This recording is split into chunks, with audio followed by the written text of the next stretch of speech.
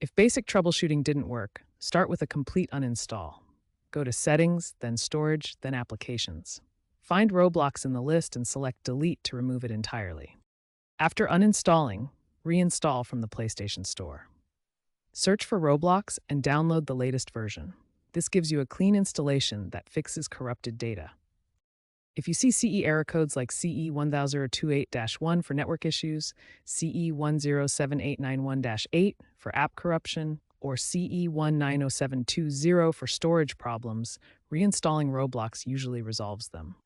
To prevent future launch issues, use a wired internet connection for better stability. Keep your console in a well-ventilated area to avoid overheating. Regularly update both your console firmware and the Roblox app. A VPN can help with regional restrictions, but may trigger CE errors. If issues continue, consult the Roblox Dev Forum or PlayStation Community Forums for community-sourced solutions and the latest fixes. Looking ahead, by 2026, we expect improved PS5 optimization that should reduce these launch problems significantly.